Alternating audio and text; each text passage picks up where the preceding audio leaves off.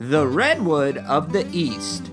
It's an honorific bestowed on a species of tree in the East Coast that somehow resemble the girth and grandeur of the coastal redwoods of California. Getting called the Redwood of the East is like watching a mysterious VHS, or being a Kennedy. It's cursed, and you're doomed to die.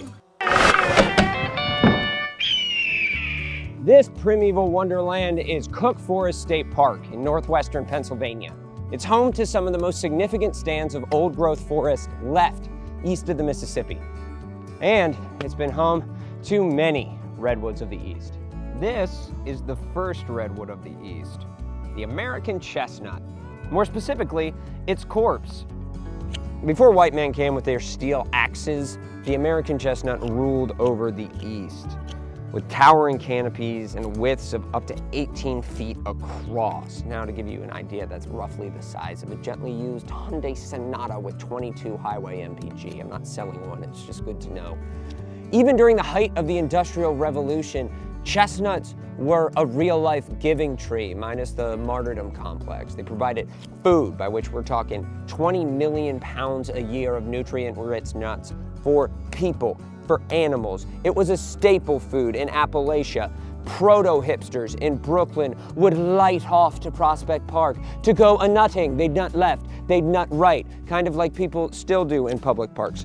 Also, lumber. Not only were chestnuts huge and grew hella fast, they also had incredibly rot-resistant lumber, as evidenced by this 100-year-old standing corpse behind me. Much like that other giving tree we mentioned earlier, they also ended up as a stump. In the early 20th century, the blight came. The blight was a real punch to the chest and a kick in the nuts, because in less than 50 years, every single one of these hogs was dead. Knock, knock, who's there? It's the Reaper! The way the blight killed chestnuts is the same way that many tree diseases kill their victims, a process called girdling, which is a fancy name for arboreal beheading, which is actually fancier than girdling. It's girdling. Let's just stick with girdling.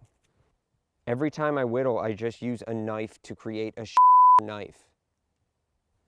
What is the point? But just because they're all dead doesn't mean they're all dead, because the blight, much like K-pop, seems to target adolescents the hardest. So, to this day, you will see chestnut saplings trying to grow from the stumps of trees that were cut down in the 40s. So this is the biggest and only chestnut I could find, and I am squatting. And so, they'll grow for a few years before the blight plucks them at the prime of their lives, like they were in a texting while driving commercial. Chestnuts roasting on an open fire, 'cause the chestnut is in hell. It's trapped in a cycle of perpetual death. Merry Christmas to you. This is the new redwood of the East, the Eastern hemlock, and jeez, it is big. Woo! Hot dang, he is a girth daddy. Look at this massive, stately hog. Yeah, look at that. You know, I'm kind of like a size queen for trees.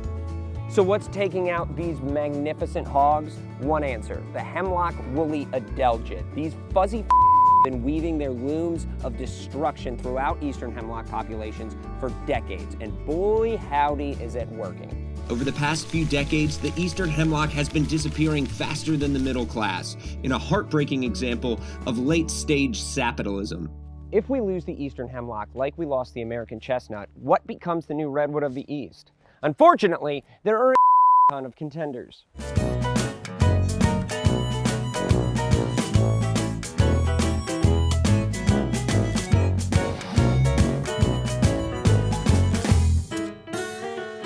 Yep, that pretty much covers every tree